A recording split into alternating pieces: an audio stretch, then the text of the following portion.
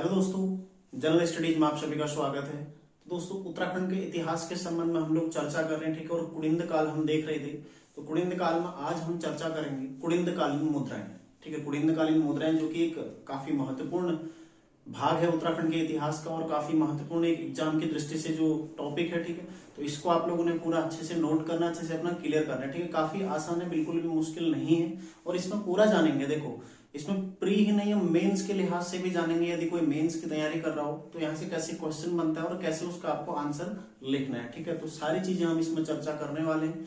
दोस्तों, जो भी चैनल पर नए हैं, चैनल को सब्सक्राइब कर लीजिएगा और साथ ही दोस्तों लाइक जरूर कीजिएगा, ठीक है।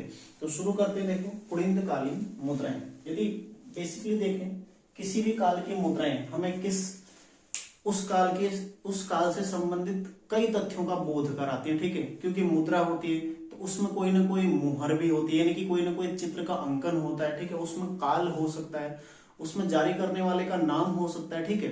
तो कई सारी चीजें उसमें हो सकती हैं। तो इसी तरह जो कुड़िंद कालीन मुद्राएं हैं, इन मुद्राओं से हमें उस काल के राजनीतिक, ठीक है, राजनीतिक आर्थिक, ठीक है, आर्थिक, धार्मिक, ठीक है, धार्मिक, राजनीतिक, आर्थिक, धार्मिक महत्व ज्ञात होता है, ठीक है। कुड़िंद काल का राजनीतिक महत्व, आर्थिक महत्व और धार्मिक महत्व, ठीक है। उनकी राजनीतिक स्थिति कैसी थी, उनकी धार्मिक स्थिति कैसी थी, किस धर्म को वो मानते थे, और साथ ही उनकी अर्थव्यवस्था या उनकी आर्थिक स्थिति कैसी थी, ये सारी चीजें हम इस मुद्राओं के आधार पर ज्ञात करते हैं, ठीक है। तो सबसे पहले देखते हैं कुड़िंद कालीन मुद्राएं, ठीक है, दो भागों में हमें प्राप्त हुई है, ठीक है, दो भागों में प्राप्त हुई है। सबसे पहले पूर्ववर्ती कुड़िंद मुद्राएं, ठीक है, और दूसरी है परवर्ती, ठीक है, परवर्ती। तो पूर्ववर्ती कुड़िंद मुद्राएं और परवर्ती कुड़िंद मुद्राएं, ठीक है।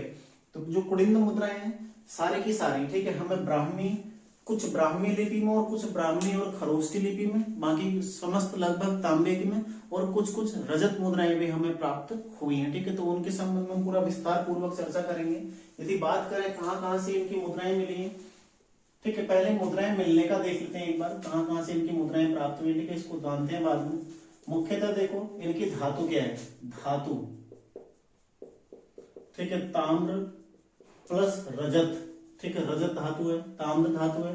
साथ ही देखो लिपि कौन सी है इनमें, लिपि है इनमें ब्राह्मी, ठीक है, ब्राह्मी प्लस खरोष्ठी, ठीक है, ब्राह्मी प्लस खरोष्ठी। और मिले कहां से, देखो ये मुद्राएं हमें कहां से प्राप्त हुई है। इनमें देखो सबसे पहले उत्तराखंड में यदि बात करें तो देहरादून से प्राप्त हुए, ठीक है, देहरादून के कालकूट वाले एरिया से, देहरादून, ठीक है।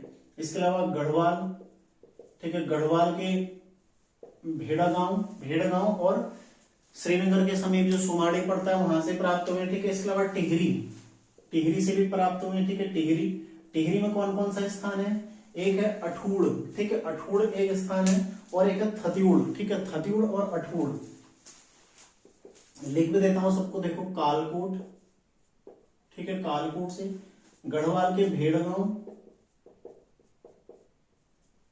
भेड़गांव और सुमाड़ी, ठीक है, सुमाड़ी यहां से प्राप्त हुई है। टिहरी में कहां से हुई है, देखो थतिउड़ और अठूड़, ठीक है, यहां से प्राप्त हुए हैं टिहरी में। इसके अलावा देखो उत्तरकाशी में से भी प्राप्त हुए हैं, ठीक है, उत्तरकाशी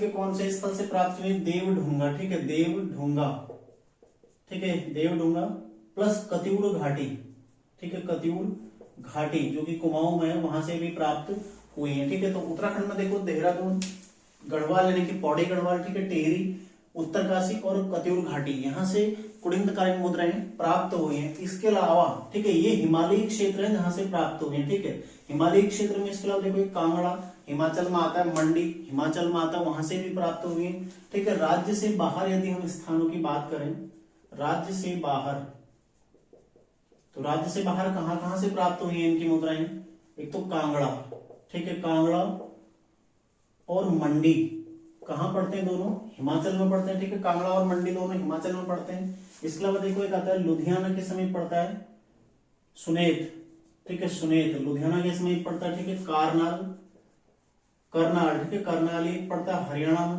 देखो पंजाब हिमाचल प्रदेश, हरियाणा और उत्तर प्रदेश, ठीक है। सहारनपुर के समीप पड़ता है बेहट, ठीक है, बेहट यहाँ सहारनपुर के समीप पड़ता है।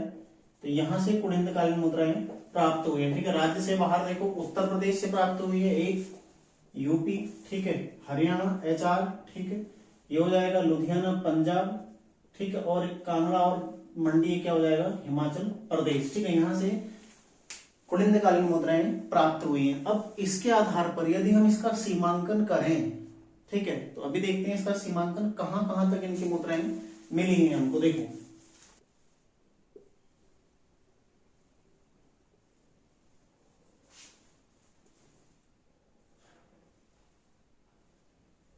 इस तरह से मान लो, ठीक है, भारत का मैप, ये हो जाएगा उत्तराखंड का एरिया, ठीक है, ये हो जाएगा हिमाचल प्रदेश, ठीक है, ये हो जाएगा पंजाब, और यहाँ हरियाणा, ठीक है, यहाँ हरियाणा भी है हल्का सा ऐसे, हरियाणा, ठीक है, और ये उत्तर प्रदेश का एरिया हो गया, ठीक है, पूरा का पूरा उत्तर प्रदेश हो गया इतना बड़ा। तो देखो इसमें उत्तराखंड की देहरादून, ठीक है, देहरादून, गढ़वाल, कतियूर घाटी, ठीक है, यहाँ से प्राप्त हुए। इसके अलावा देखो हिमाचल प्रदेश में कांगड़ा, मंडी और कांगड़ा, ठीक है, यहाँ से प्राप्त हुए। देखो करनाल, यहाँ से सुनेत, लुधियाना के समीप यहाँ से प्राप्त हुई है, और सहारनपुर, ठीक है। तो इस एरिया में, इस एरिया से कुड़िंद मुद्राएं। अब इस आधार पर यदि आप देखें तो यहां से लेकर यहां तक इतना हम मान सकते ना कि राज्य विस्तारित था, तो लगभग इतना ये राज्य क्या था, विस्तारित था, ठीक है। ध्यान रखिएगा कुड़िंद मुद्राएं इस तरह से प्राप्त हुई, इतनी मतलब इन मुद्राओं के आधार पर हम ये इतिहासकारों ने अनुमान लगाया है, ठीक है, ये माना है कि कुड़िंद राजवंश यहां तक रहा होगा, क्योंकि देखो मुद्राएं कहां प्रचलित होंगी, जो किसी का राज्य होगा उसके राज्य में ही मुद्रा प्रचलित होगी, ठीक है। तो जहां जहां मुद्रा हमें मिली है उसके आधार पर यह अनुमान लगाया गया कि यहाँ पर कुड़िंद राजवंश का विस्तार होगा, ठीक है। ये सारे जो क्षेत्र हैं कुड़िंद राजवंश के अधीन रहे होंगे, ठीक है। आगे देखते हैं, आगे चर्चा करते हैं। अब देखो कुड़िंद मुद्राओं के प्रकार, कुड़िंद मुद्राओं के प्रकार, ठीक है। दो प्रकार की कुड़िंद मुद्राएं हमें प्राप्त हुई हैं, एक है पूर्ववर्ती, ठीक है, पूर्ववर्ती कुड़िंद मुद्राएं, एक है परवर्ती, ठीक है, परवर्ती कुड़िंद मुद्राएं। पूर्ववर्ती कुड़िंद मुद्राओं की क्या विशेषता है, ठीक है। सबसे पहले देखो चर्चा करेंगे पूर्ववर्ती कुड़िंद मुद्राएं, ठीक है, इनकी क्या विशेषता है। देखो इसमें सबसे पहला तथ्य तो यही आता है कि इन मुद्राओं में किसी राजा का नाम अंकित नहीं है, केवल कुड़िंद अंकित है, ठीक है, कुड़िंद शब्द अंकित है, ठीक है। आप ऐसे ही छोटे छोटे पॉइंट में इसको लिख सकते हैं, किसी राजा का नाम अंकित नहीं है, केवल कुड़िंद अंकित है, ठीक है। और इससे ऐसा आभास होता है कि कुड़िंद राजवंश एक गणराज्य रहा होगा, ठीक है। आभास क्या होता है कि एक गणराज्य रहा होगा,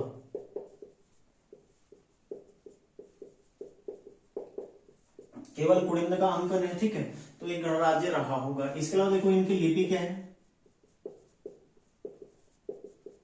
लिपि है ब्राह्मी, ठीक है, और धातु क्या है, धातु है ताम्र, ताम्र धातु में प्राप्त हुई है, ठीक है, जो पूर्ववर्ती कुड़िंद मुद्राएं।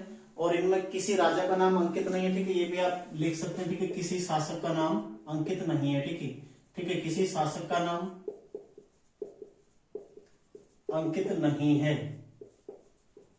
सबसे बड़ी विशेषता यही है, ठीक है, क्योंकि जो परवर्ती कुड़िंद मुद्राएं हैं वहां पर लगभग हर प्रकार की मुद्रा में किसी न किसी शासक का नाम उत्कीर्ण है, ठीक है, इसलिए उनको परवर्ती कुड़िंद मुद्राओं में रखा गया, ठीक है। इसलिए दोनों मुद्राओं को भी दो भागों में इसलिए ही बांटा गया क्योंकि कुछ मुद्राएं ऐसी मिली है जहां केवल कुड़िंद नाम अंकित है, ठीक है, लेकिन कुछ मुद्राएं ऐसी मिली है जहां शासकों का नाम अंकित है कुड़िंद के साथ साथ, ठीक है। तो इसलिए उनको अलग, इनको भी दो भागों में बांट दिया गया, ठीक है। और क्या अनुमान, इससे यह माना है इतिहासकारों ने कि कुड़िंद राजवंश एक स्वतंत्र गणराज्य रहा होगा, ठीक है। और लिपि किस क्या थी इसकी, ब्राह्मी। इन जो कुड़िंद अंकित है इसकी लिपि ब्राह्मी, ठीक है। धातु क्या थी, ताम्र, और किसी भी शासक का नाम इसमें अंकित नहीं है। अब चर्चा करेंगे परवर्ती कुड़िंद मुद्राएं, ठीक है। देखो परवर्ती कुड़िंद मुद्राएं, ठीक है, इनकी विशेषता क्या है, जारी करने वाले शासक का नाम, ठीक है, जारी करने वाले शासक का नाम, ठीक है। इनकी प्रमुख विशेषता यही है कि इनमें जारी करने वाले शासक का नाम भी अंकित है, ठीक है। और मुख्यतः 3 प्रकार में हमें प्राप्त हुई है, ध्यान रखिएगा। 3 प्रकार में हमें प्राप्त हुई कुड़िंद मुद्राएं, ठीक है। किस किस प्रकार में? सबसे पहला जो प्रकार है अमोघ भूति प्रकार, अमोघ भूति प्रकार, ठीक है। दूसरा देखो अल्मोड़ा प्रकार, और तीसरा है चत्रेश्वर प्रकार,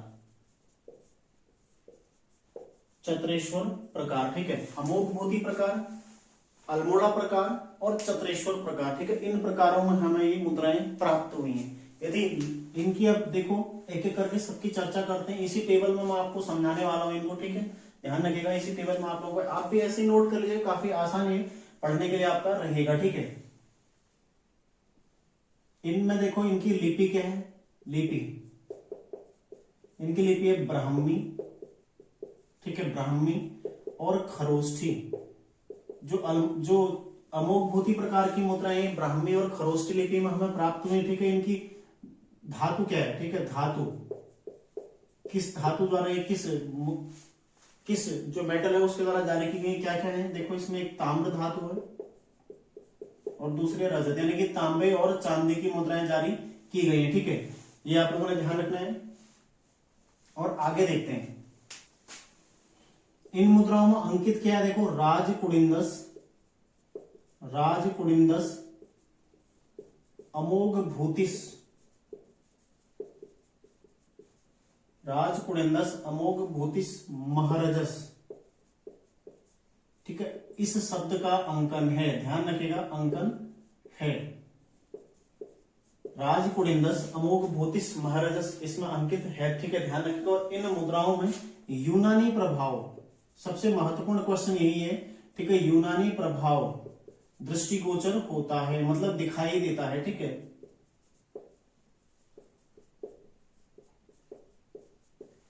तो ध्यान रखिएगा, अमोघ भूति प्रकार की मुद्राएं जो कि अमोघ भूति द्वारा जारी की गई, ठीक है। अमोघ भूति का नाम आ रहा है तो अमोघ भूति द्वारा जारी की गई है, ठीक है, अमोघ भूति द्वारा जारी।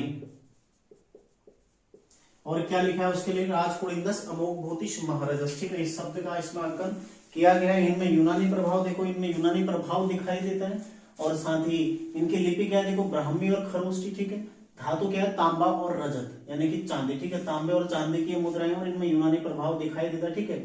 और अमोघ भूति द्वारा जारी है, ये भी आप लोगों ने ध्यान रखना है। बाकी देखो इनका वजन वगैरह भी किताब में दिया गया है, ठीक है। तो वजन वगैरह मुझे नहीं लगता कि इतना महत्वपूर्ण है और कभी पूछा जाएगा, ठीक है। तो वजन हमें लिखने की आवश्यकता है नहीं, ठीक है। तो वो कभी नहीं पूछा जाएगा क्योंकि इतना डीप या ऐसा क्वेश्चन बनने की संभावना कम ही रहती है, ठीक है। इन मुद्राओं में देखो मुख्यतः चक्र, धर्म चक्र, ठीक है, नाग, चैत्य, वेदिका, ठीक है, नंदी इत्यादि का अंकन है, ठीक है। इत्यादि मतलब अन्य चीजें भी हैं का अंकन है। तो इन्हीं के आधार पर तो हम मानते हैं कि किस काल से जुड़ी होंगी, ठीक है, क्या इनका धर्म रहा होगा, ठीक है। आगे देखो अल्मोड़ा प्रकार की मुद्राएं, ये मुद्राएं मुख्यतः तांबे की हैं, ठीक है, ताम्र धातु, तांबे की बनी हुई, ठीक है। और दूसरा इनकी लिपि क्या है? ब्राह्मी लिपि,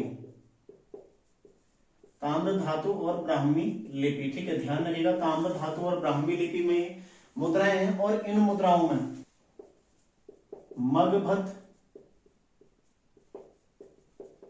शिवदत्त, शिवपालित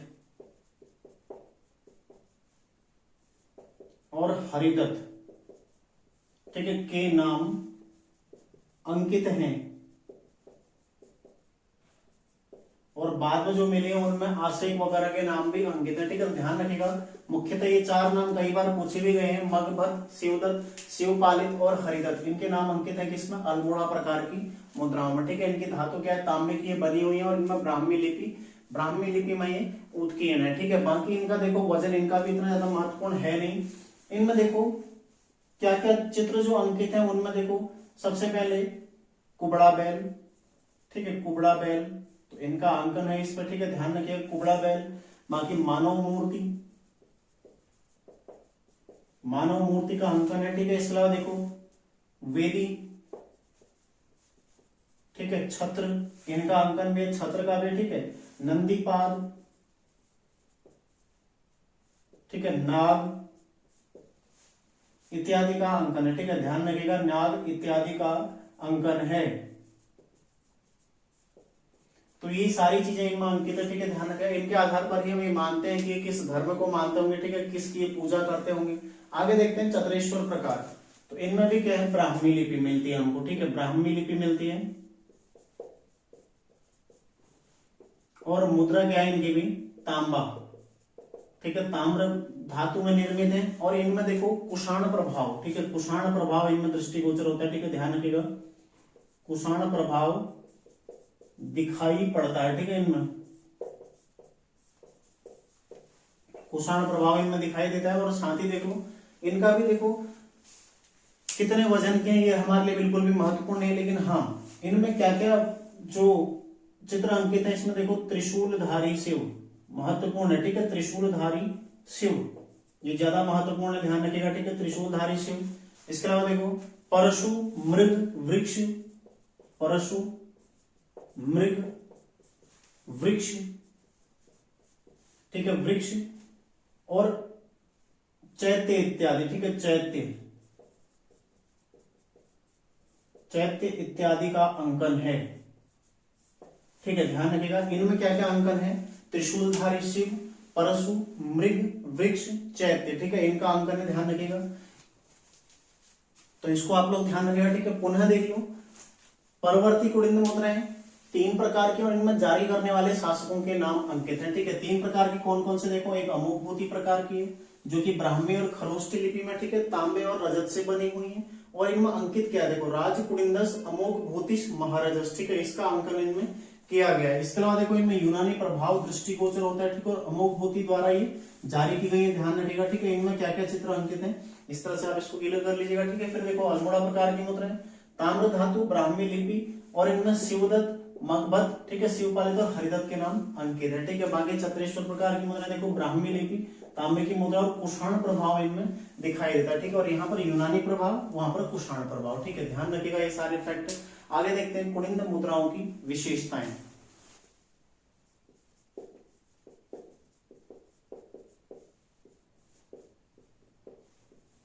ठीक है, कुड़िंद मुद्राओं की विशेषताएं। तो सबसे पहली विशेषता तो यही है, जारी करने वाले शासकों के नाम। ठीक है, शासकों के नाम।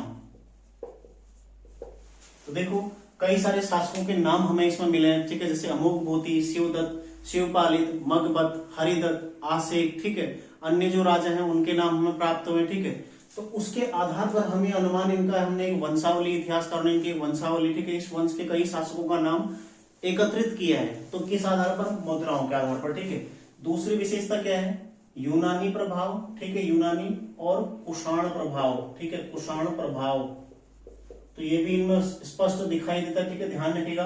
धातु में देखो रजत प्लस ताम्र धातु। ठीक है, ताम्र धातु की निर्मित है।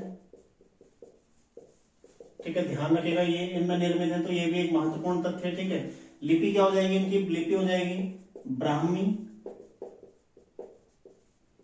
प्लस खरोष्ठी लिपि में अंकित है। ठीक है, और पांचवा देखो एक स्वतंत्र गण सूचक। ठीक है,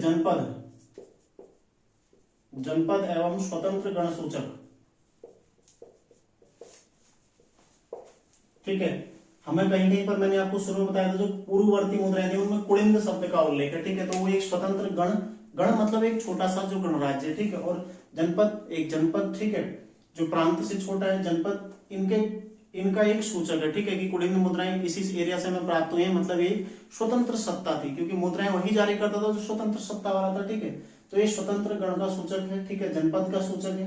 कुड़िंद मुद्राओं से हमें ये स्पष्ट पता चलता है कि कुड़िंद काल क्या रहा होगा, एक गण रहा होगा या फिर एक जनपद रहा होगा जो कि स्वतंत्र था। ठीक है, अगली विशेषताएं देखो।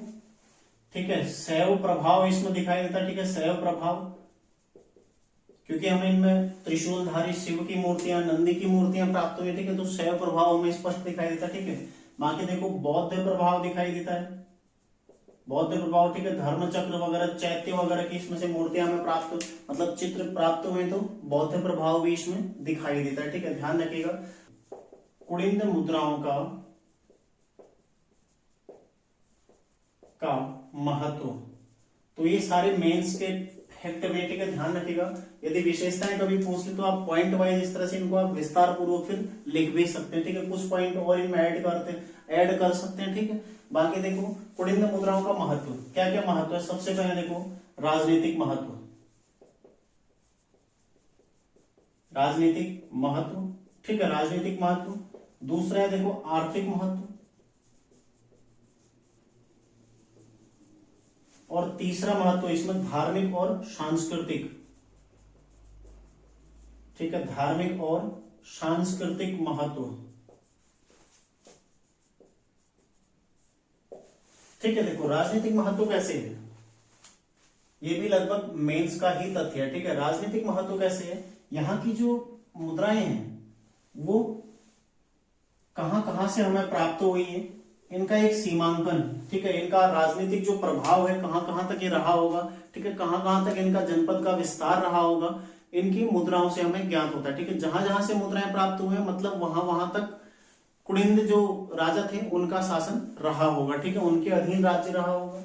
दूसरा देखो आर्थिक महत्व कैसे होता है। आर्थिक महत्व के जो सबसे महत्वपूर्ण पहलू है, जारी किस धातु में जारी की गई है, ठीक है, किस धातु में ये जारी की गई है। जो काफी बलशाली शासक होगा, जो काफी शक्तिशाली शासक होगा, साथ ही जिसका राजकोष अच्छा होगा, मतलब जिसके पास अच्छा पैसा होगा, तो वो मुद्राएं किस में जारी करेगा, सोने की मुद्राएं जारी करेगा या फिर चांदी की मुद्राएं जारी करेगा, ठीक है। अब जो स्वयं ही कंगाल होगा वो चांदी की सोने की तो जारी करेगा नहीं, वो फिर तांबे की या फिर अन्य जो सस्ती धातु है उनकी मुद्राएं जारी करेगा, ठीक है। तो ये हमें आभास होता है। देखो आर्थिक महत्व में हमें अमोघ भूति जो एक शासक रहा है, इसकी रजत मुद्राएं प्राप्त हुई हैं, ठीक है, रजत मुद्राएं। तो इसके आधार पर ये कहा जा सकता है कि क्या रहा होगा, इसका एक ऐसा शासक रहा होगा, एक शक्तिशाली तो रहा ही होगा, क्योंकि इसकी मुद्राएं काफी एरिया से प्राप्त हमें हुई है, काफी बड़े एरिया से हमें प्राप्त हुई, ठीक है।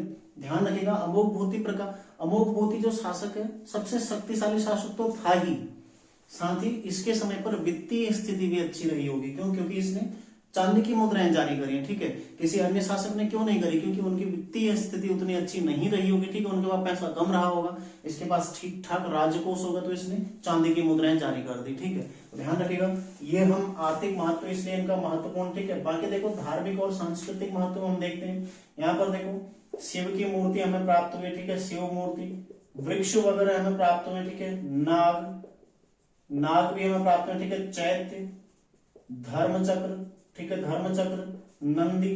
तो इसके आधार पर हम ये अनुमान लगाते हैं कि किस किस धर्म को मानते हैं। देखो ये शैव धर्म से भी संबंधित है, बौद्ध धर्म से भी संबंधित, ठीक है। इसके अलावा विष्णु से भी, मतलब हमारे ब्राह्मण धर्म से भी संबंधित है, ठीक है। अलग अलग धर्म यहाँ पर हमें मिल रहा है। और साथ ही देखो ये देखो नाग पूजा भी करते हैं, वृक्ष पूजा भी करते हैं, मूर्ति पूजा भी करते हैं, ठीक है। बाकी शिव की मूर्ति प्राप्त है, ठीक है। चैत्य यानी कि बौद्ध धर्म को भी मानते हैं, नंदी यानी कि शिव को भी, ठीक है, शैव धर्म को भी मानते हैं। तो ये धार्मिक महत्व है इनका, ठीक है। तो इस तरह से ध्यान रखिएगा। राजनीतिक महत्व क्यों है? उसके सीमांकन के लिए अति महत्वपूर्ण, ठीक है, कहां कहां तक उनका विस्तार था और कौन कौन सा क्षेत्र कुड़िन्नों के अधीन था। आर्थिक महत्व क्यों है? उस काल में कौन ज्यादा मतलब राजकोष वाला शासक था जिसके द्वारा रजत मुद्राएं जारी की गई, ठीक है, या फिर स्वर्ण मुद्राएं। यहाँ स्वर्ण मुद्राएं तो हुई नहीं है, मतलब उतना ज्यादा राजकोष वाला भी ना हो, लेकिन हाँ ठीक ठाक अन्य शासकों की अपेक्षा कुछ अच्छी इसकी स्थिति रही होगी, ठीक है, वित्तीय स्थिति। बाकी देखो धार्मिक स्थिति, इस काल में हमें क्या क्या पूजा, मतलब क्या क्या हमें ऐसे साक्ष्य मिले जो धर्म संबंधी हो, ठीक है, उसके आधार पर हम इसके धार्मिक स्थिति का आकलन करते हैं। तो ये कुड़िन्द मुद्राएं, ठीक है, पूरा हमारा कुड़िन्द मुद्राएं क्लियर होता है। अब हम आगे देखते हैं कुछ अन्य फैक्ट, ठीक है, इतिहास में। देखो महाजनपद काल, ठीक है, महाजनपद काल, इस काल में उत्तराखंड की क्या स्थिति, इस बारे में जानते हैं। हालांकि देखो इस काल के संबंध में, उत्तराखंड के संबंध में, ठीक है, कोई विशिष्ट जानकारी नहीं है। महाजनपद काल यदि आप देखते हैं तो शुरू कब से होता है? 600 ईस्वी पूर्व से, ठीक है, 600 ईस्वी पूर्व, जो उत्तर वैदिक काल था। उत्तर वैदिक काल के पश्चात का काल कौन सा है? महाजनपद काल, ठीक है।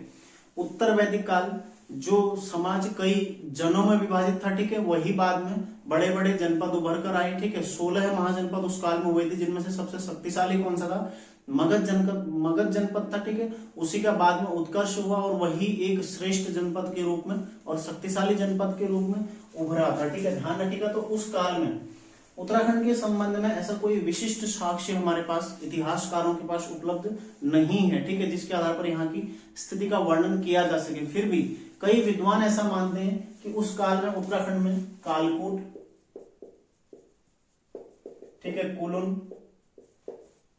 कालकूट, ठीक है, कुलुन, इसके अलावा कतरी, ठीक है, कतरी और रंकू इत्यादि, ठीक है, ये कुछ ऐसे स्थल थे। यहाँ पर कुछ पर्वतीय जनपद स्थित थे, ठीक है। कालकूट जो कि कालसी का एरिया था,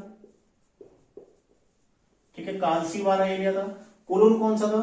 सतलज से टॉन्स के मध्य, ठीक है, सतलज से टॉन्स के मध्य, ठीक है।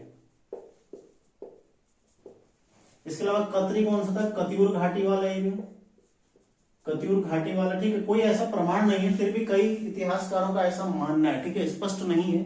और इसके अलावा जो रंकू एरिया था वो कौन सा? अलकनंदा और पिंडर के मध्य का एरिया, ठीक है, अलकनंदा प्लस पिंडर के मध्य का, जो उत्तराखंड से संबंधित स्थल थे, ठीक है। ऐसा माना जाता है कि ये स्थल यहाँ पर रहे थे उस समय पर। ये क्या थे? पर्वतीय जनपद के रूप में, ठीक है, महाजनपदों में शामिल नहीं थे। पर्वतीय स्वतंत्र जनपद, तो स्वतंत्र सत्ताएं इनकी रही थी। लेकिन इसके पश्चात जो मौर्यकाल आता है, मौर्यकाल, ठीक है, यहां देखते हैं महाजनपद काल में हर्यक वंश आता है, उसके पश्चात फिर अलग अलग वंश वहां पर शासन करते हैं, लास्ट में नंद वंश आता है, ठीक है। और चंद्रगुप्त मौर्य नंद वंश के शासक, ठीक है, घनानंद को पराजित करके मौर्य वंश की स्थापना करता है, ठीक है। और मौर्य वंश जो कि महानतम राजवंश भारतीय इतिहास में रहा है, ठीक है। तो मौर्य काल में उत्तराखंड ऐसा माना जाता है, ठीक है। स्रोत क्या है? सबसे पहले देखो स्रोत, महत्वपूर्ण स्रोत है कालसी अभिलेख, अशोक का कालसी अभिलेख, ठीक है। कालसी से अशोक का एक अभिलेख प्राप्त हुआ है, जिसके आधार पर यह कहा जाता है, ठीक है, ये माना जाता है कि मौर्य काल में जो उत्तराखंड का क्षेत्र है ये मौर्यों के अधीन एक विजित क्षेत्र रहा होगा, ठीक है। मतलब उन्होंने इस क्षेत्र को भी विजित किया होगा, ठीक है, मतलब उनके अधीन ये रहा होगा, ऐसा माना जाता है, ठीक है। कालसी अभिलेख है, साथ ही मुद्रा राक्षस एक महत्वपूर्ण ग्रंथ भी है, ठीक है। साहित्यिक स्रोतों के अनुसार यह प्रदेश यानी कि हिमालय, ठीक है, यह प्रदेश उत्तराखंड का प्रदेश, ठीक है, और यह प्रदेश मौर्य साम्राज्य के अंतर्गत विजित प्रदेश रहा होगा, ठीक है। मौर्य साम्राज्य के अंतर्गत विजित प्रदेश, ध्यान रखिएगा, ठीक है, विजित प्रदेश रहा होगा, ये ऐसा माना जाता है, रहा होगा।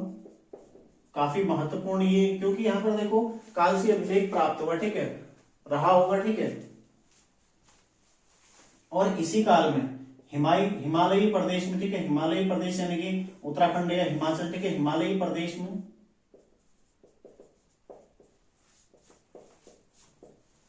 बौद्ध धर्म का सर्वप्रथम प्रचार। तो क्वेश्चन बन सकता है उत्तराखंड में किस काल में बौद्ध धर्म का सर्वप्रथम प्रचार हुआ होगा?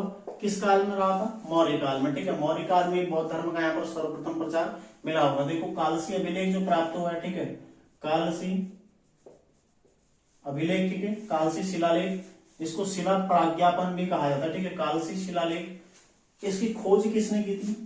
इसके बारे में थोड़ा बहुत जान लो, ठीक है। खोज किसने की थी? John forest.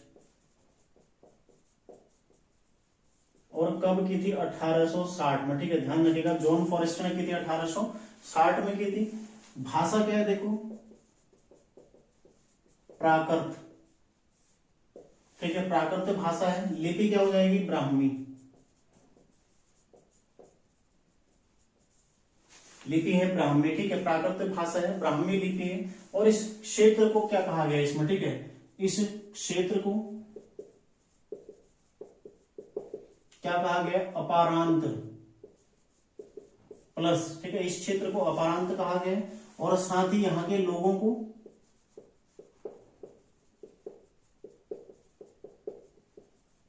क्या कहा गया? पुलिंद, ठीक है, ध्यान रखिएगा, पुलिंद कहा गया है, ठीक है। तो ये महत्वपूर्ण फैक्ट है मौर्य काल का। स्रोत क्या है? प्रमुख स्रोत क्या है? कालसी अभिलेख। इसके अलावा यदि साहित्यिक स्रोतों में अन्य साहित्यिक स्रोत भी हैं, ऐसा नहीं है कि साहित्यिक स्रोत नहीं है, ठीक है, लेकिन प्रमुख क्या है, कालसी। साथ ही देखो मुद्रा राक्षस भी काफी महत्वपूर्ण स्रोत है। इस काल के संबंध में हमें जो जानकारी उत्तराखंड की स्थिति की उसका भी वर्णन इसमें, ठीक है, मिलता है। और इन साहित्यिक स्रोतों के आधार पर या फिर इस स्रोत के आधार पर ऐसा माना जाता है कि मौर्य काल में जो उत्तराखंड क्षेत्र है ये मौर्य साम्राज्य के अंतर्गत विजित प्रदेश रहा होगा, ठीक है। और इस काल में हिमालयी प्रदेशों में बौद्ध धर्म का सबसे पहले प्रचार हुआ। कालसी, इसकी खोज, कालसी जो शिलालेख है, ठीक है, खोज किसने की थी, जॉन फॉरेस्ट ने 1860 में। ये किसका है, अशोक का अभिलेख है, ठीक है, ध्यान रखिएगा ये भी अशोक। खोज जॉन फॉरेस्ट ने 1860 में की थी। भाषा क्या है, प्राकृत, लिपि क्या है, ब्राह्मी, ठीक है। और इस क्षेत्र को क्या कहा गया, इसमें अपरांत, और यहाँ के लोगों को क्या कहा गया है, पुलिंद नाम से संबोधित किया गया। तो आज की क्लास में इतना ही करते हैं, ठीक है। उम्मीद है आप लोग बेहतर समझ पाए होंगे। तो दोस्तों लाइक जरूर कीजिएगा, और अगली क्लास में हम लोग चर्चा करेंगे शुंग काल के बारे में, ठीक है। तो मिलते हैं नेक्स्ट क्लास में। आप लोग तैयारी करते रहिए, इन सारी चीजों को नोट करते रहिएगा, ठीक है, और रिवीजन करते रहिएगा। आप किसी भी एग्जाम में बैठ जाए, ठीक है, आगे आर AR, ठीक है, APS, ठीक है, लोअर PCS, ध्यान रखिएगा। साथ ही कोई भी एग्जाम आप दे दें, ठीक है, वहां पर उत्तराखंड का इतिहास काफी महत्वपूर्ण होता है। और उत्तराखंड का इतिहास मैं आपको सारे फैक्ट बताऊंगा जो जो परीक्षा में पूछे जाते हैं, ठीक है। तो मिलते हैं नेक्स्ट क्लास में, आप लोग तैयारी करते रहिए। धन्यवाद।